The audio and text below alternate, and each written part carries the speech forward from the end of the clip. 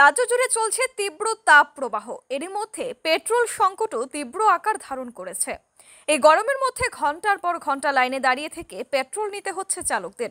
আবার কখনো কখনো দীর্ঘ লাইনে দাঁড়িয়ে থেকেও মিলছে না পেট্রোল। এবারে পেট্রোল না পেয়ে উত্তেজিত হয়ে পেট্রোল পাম্পে তাণ্ডব চালালো বাইক চালকেরা।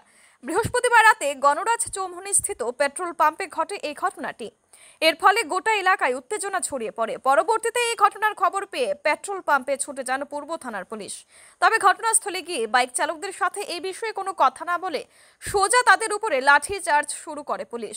এতে করে আহত হয় কয়েকজন বাইক চালক। তবে এই লাঠি চার্জের বিষয়টি ক্যামেরাবন্দী হলেও লাঠি চার্জ করা হয়নি বলে দাবি করছেন পূর্ব থানার ওসি সঞ্জিত সেন।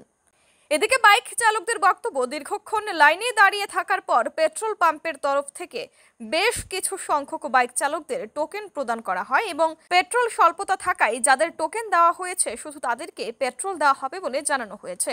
কিন্তু পরবর্তীতে দেখা গেল রাত 11টা নাগাদ টোকেন প্রাপ্ত বাইক চালকদের পেট্রোল প্রদান না করে পেট্রোল পাম্প বন্ধ করার জন্য প্রস্তুতি নিতে থাকেন পেট্রোল পাম্পের কর্মীরা। এর থেকেই টোকেন প্রাপ্ত বাইক চালকদের মধ্যে উত্তেজনা সৃষ্টি হয়।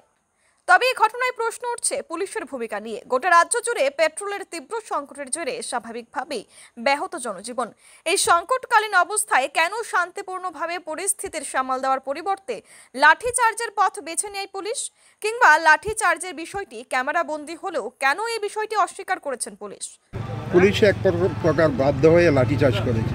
এতে কি কয়েকজন আহত হয়েছে? না, আহত নেই। আপনারা এখানে ছিলেন যখন তারা গাড়ি, একটা তেলের গাড়ি, ট্যাঙ্কি গাড়িও দাঁড়ানো আছে, যে কোনো সময় যে কোনো ধরনের ইনসিডেন্ট হতে পারে।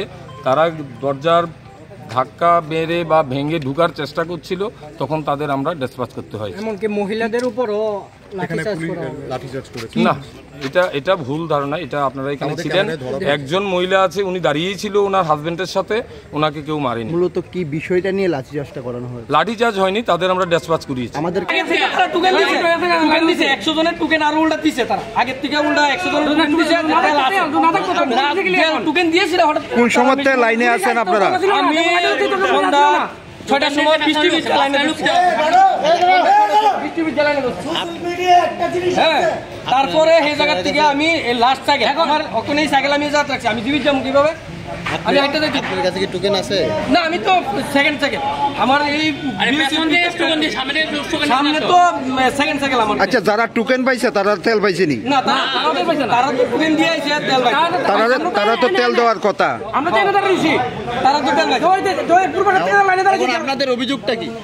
তারা স্টক দেয় না, তারা তো স্টক দেয় না কিছু না, হঠাৎ করে মেশিন বন্ধ করে তারা বিতে জায়গা সিকিউরিটি দিতেছে, তো তারা বিতে এসে চালায় ঘুমাচ্ছে। আমরা 6 ঘন্টা 8 ঘন্টা খাওয়ান নাই। Bureau report, PV north east.